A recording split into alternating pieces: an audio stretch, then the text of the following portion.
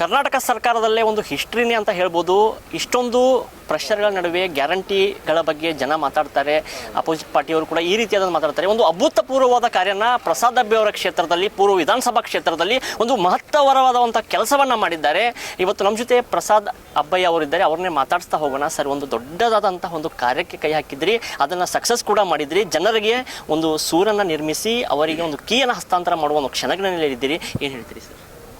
ಕರ್ನಾಟಕ ರಾಜ್ಯದ ನಮ್ಮ ಜನಪ್ರಿಯ ಮುಖ್ಯಮಂತ್ರಿಗಳಾದಂಥ ಸನ್ಮಾನ್ಯ ಸಿದ್ದರಾಮಯ್ಯ ಸಾಹೇಬರ ಒಂದು ನೇತೃತ್ವದಲ್ಲಿ ಬಹುಶಃ 5 ಗ್ಯಾರಂಟಿಗಳು, ಅದು ಜನಪರವಾದಂತಹ ಒಂದು ಸಾಮಾಜಿಕ ನ್ಯಾಯ ನೀಡಲಿಕ್ಕೆ ಒಂದು 5 ಗ್ಯಾರಂಟಿಗಳನ್ನು ಕೊಟ್ಟಿದ್ದರು.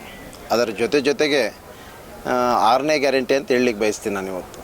ಇಡೀ ರಾಜ್ಯದಲ್ಲಿ ನಾವು 1,80,000 ಮನೆಗಳು ಏನು ಹಿಂದೆ ಸಿದ್ದರಾಮಯ್ಯ ಅವರ ಸರ್ಕಾರ ಇದ್ದಾಗ 16, 17 ಆ ಸಂದರ್ಭದಲ್ಲಿ ಕೊಟ್ಟಂಥ ಮನೆಗಳು, ಮುಂದೆ ಆ ಮನೆಗಳು ಎಲ್ಲೋ ಒಂದು ಕಡೆ ಕಂಪ್ಲೀಟ್ ಆಗಲಿಲ್ಲ. ಕಾರಣ ಅಂತಂತಂದರೆ BJP ಸರ್ಕಾರ ಬಂತು, ಅವರ ಅವಧಿಯಲ್ಲಿ ಏನೂ ಮಾಡೋಕ್ಕಾಗಲಿಲ್ಲ, ಹೊಸ ಮನೆಗಳನ್ನು ಕೂಡ ಕೊಡೋಕ್ಕಾಗಲಿಲ್ಲ.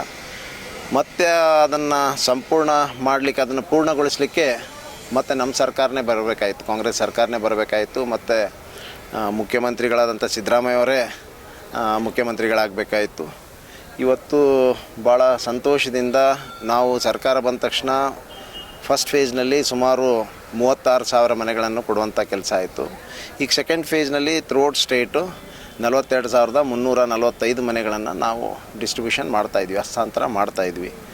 ಇದಕ್ಕೆ ಕಾರಣೀಭೂತರಾದಂಥ ಈ ಕರ್ನಾಟಕ ರಾಜ್ಯ ಸರ್ಕಾರದ ಪ್ರಭಾವಿ ಮಂತ್ರಿಗಳಾದಂಥ ಜಮೀರ್ ಅಹ್ಮದ್ ಖಾನ್ ಸಾಹೇಬರು ಅವರ ಒಂದು ಬಡವರ ಬಗ್ಗೆ ಕಾಳಜಿ, ವಿಶೇಷವಾದಂಥ ಒಂದು ಪ್ರಾಮಾಣಿಕವಾದಂಥ ಪ್ರಯತ್ನದಿಂದ ಮುಖ್ಯಮಂತ್ರಿಗಳ ಮನವೊಲಿಸಿ, ಉಪಮುಖ್ಯಮಂತ್ರಿಗಳಾದಂಥ DK ಶಿವಕುಮಾರ್ ಅವರ ಮನವೊಲಿಸಿ ಇವತ್ತು ಭಾಳ ಅದ್ಭುತವಾದಂಥ ಮನೆಗಳು, ಬಹುಶಃ ಪ್ರೈವೇಟ್ ಒಂದು ಖಾಸಗಿ ಇವರು ಅಪಾರ್ಟ್ಮೆಂಟ್ ಯಾವ ರೀತಿ ಕಟ್ತಾರೆ ಅದೇ ರೀತಿ ಕಡು ಬಡವರಿಗೂ ಕೂಡ ಆ ರೀತಿಯ ಒಂದು ಮನೆಗಳನ್ನ ಕಟ್ಟುವ ಒಂದು ದೂರದೃಷ್ಟಿ ಇಟ್ಕೊಂಡು ಇವತ್ತು ನನ್ನ ಭಾಗದಲ್ಲಿ ಕೂಡ ಸುಮಾರು 1,500 ಮನೆಗಳನ್ನು ಕಟ್ಟುವಂಥ ಒಂದು ಮಹತ್ತರವಾದಂಥ ಹೆಜ್ಜೆಯನ್ನಿಟ್ಟಿದ್ವಿ. ಇವತ್ತು ಪ್ರಥಮ ಹಂತದಲ್ಲಿ ಸುಮಾರು 1,008 ಮನೆಗಳನ್ನು ಕೊಡುವಂಥದ್ದು ಕೆಲಸ ಇವತ್ತು ಆಗ್ತಾಯಿದೆ. ಈ ಕ್ಯಾಂಪಸ್ಸಿಗೆ ಬಂದರೆ ಅನ್ನಿಸ್ತದೆ, ಯಾರೂ ಕೂಡ ಇದು ಸರ್ಕಾರದಿಂದ ಕೊಡುವಂಥ ಮನೆಗಳಂತ ಕಾಣೋದೇ ಇಲ್ಲ. ಬಹುಶಃ ಅಷ್ಟು ಅದ್ಭುತವಾದಂಥ ಎಲ್ಲ ರೀತಿಯ ಫೆಸಿಲಿಟೀಸ್ ಇದೆ. ಇಲ್ಲಿ ಗಾರ್ಡನ್ ಇದೆ, ಒಳ್ಳೆ ಲೈಬ್ರರಿ ಇದೆ, ಭವನ್ ಮಾಡ್ತಾಯಿದ್ವಿ, ಹಾಸ್ಪಿಟಲ್ ಮಾಡ್ತಾಯಿದ್ವಿ, ಮುಂದೆ ಶಾಪಿಂಗ್ ಕಾಂಪ್ಲೆಕ್ಸ್ ಮಾಡುವಂಥ ಹೆಜ್ಜೆಯನ್ನು ಕೂಡ ಇಡ್ತೀವಿ. ಅದನ್ನು ಈ ರೀತಿ ಇದೊಂದು ಹೈಟೆಕ್ ಮಾದರಿಯಾದಂಥ ಮನೆಗಳನ್ನು ಇಲ್ಲಿ ಕಟ್ಟಿದ್ದೀವಿ.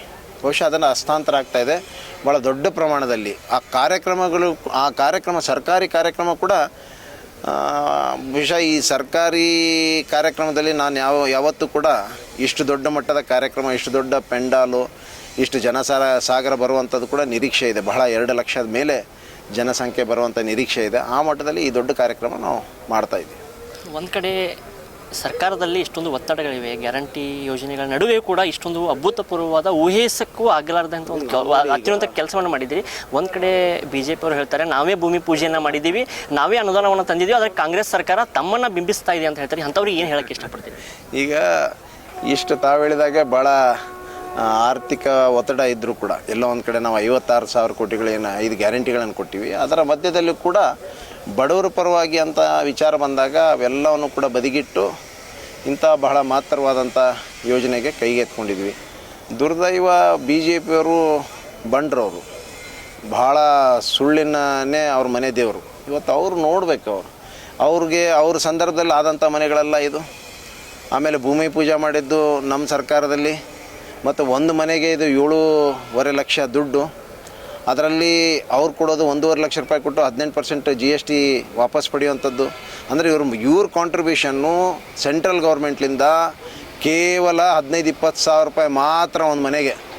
ನಮ್ಮ ಸರ್ಕಾರದಿಂದ 5.5 ಲಕ್ಷ ರೂಪಾಯಿ ಕೊಟ್ಟಿದ್ದೀವಿ, ಮನೆ ಜಾಗ ಕೊಟ್ಟಿದ್ದೀವಿ, ಜಾಗ ನಮ್ಮದು. 7.5 ಲಕ್ಷದಲ್ಲಿ 5.5 ಲಕ್ಷ ರೂಪಾಯಿ ಕಾಂಟ್ರಿಬ್ಯೂಷನ್ ನಮ್ಮದು. ಮತ್ತು ಯಾರ್ದಾಗ್ತದೆ ಮನೆ? ಇದು ಅವ್ರು BJP ಅವ್ರದ್ದಾಗ್ತದ, ನಮ್ದಾಗ್ತದ? ನಾಚಿಕೆ ಆಗಬೇಕು ಅವ್ರಿಗೆ. Thank you sir. ಕೇವಲ ಜನಪ್ರತಿನಿಧಿಗಳು ಮಾತ್ರ ದೊಡ್ಡ ಸೂರಿನಲ್ಲಿ ಇರಬಾರ್ದು, ಅವರ ಹಿಂಬಾಲಕರು ಕೂಡ ದೊಡ್ಡ ಸೂರಿನಲ್ಲಿ ಇರಬಾರ್ದು, ಬಡವರು ಕೂಡ ಸ್ಲಮ್ದವರು ಕೂಡ ಒಂದು ಒಳ್ಳೆಯ ರೀತಿಯಾದಂತಹ ಒಂದು ವಾತಾವರಣದಲ್ಲಿ ಇರಬೇಕು, ನಮ್ಮ ಕ್ಷೇತ್ರದ ಜನ ಕೂಡ ಒಂದು ಒಳ್ಳೆಯ ವಾತಾವರಣದಲ್ಲಿ ಇರಬೇಕು, ಸಾವಿರಾರು ಮನೆಗಳನ್ನು ಹಸ್ತಾಂತರ ಮಾಡಲಿಕ್ಕೆ ಇದೊಂದು ಮಹತ್ತರವಾದ ಕೆಲಸವನ್ನು ಮಾಡಿದ್ದಾರೆ ಅಂತ ಶಾಸಕ ಪ್ರಸಾದ್ ಅಬ್ಬೆ ಅವರು ತಮ್ಮ ಖುಷಿಯನ್ನು ವ್ಯಕ್ತಪಡಿಸಿದ್ದಾರೆ. ಕ್ಯಾಮ್ರಾ ಪರ್ಸನ್ ಅಸ್ಲಾಂ ಜೊತೆ ಗಣೇಶ್ ಹಿರೇಮಠ್, ನ್ಯೂಸ್ 88 ಕನ್ನಡ, ಹುಬ್ಬಳ್ಳಿ.